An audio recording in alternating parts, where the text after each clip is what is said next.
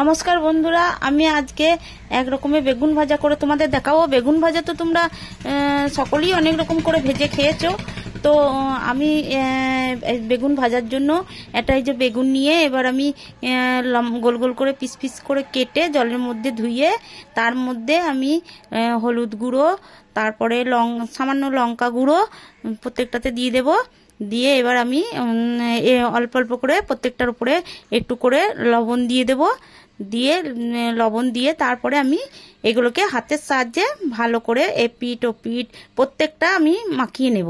নিয়ে এবার মাখিয়ে নিয়ে আমি এবার কিছুক্ষণের জন্য ওটাকে একটু ঢাকা দিয়ে রেখে দেবো।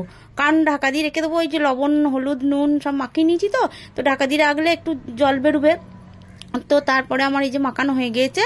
এবার আমি একটা বাটির মধ্যে কিছুটা বেসন, কিছুটা চালের গুঁড়ি আর একটু লবণ আর একটু লঙ্কার গুঁড়ো নিয়ে এই যে ভালো করে হাতের সাহায্যে ভালো করে মাখিয়ে নিয়েছি। মাখিয়ে নিয়ে এবার আমি ওই যে বেগুন কেটে রাখা বেগুনগুলো এইগুলো এবার আমি একটা একটা করে এই পিঠ ও পিঠ ভালো করে এইটার মধ্যে মাখিয়ে নেবো সবকটাকে। দিয়ে মাখিয়ে নিয়ে এইবার আমি তারপরে এবার আমি যাব কড়াইয়ের মধ্যে আমি সামান্য এটা আমি অল্প তেলেই এই বেগুনটা ভাজবো, তার জন্য এইগুলো আমি করলাম।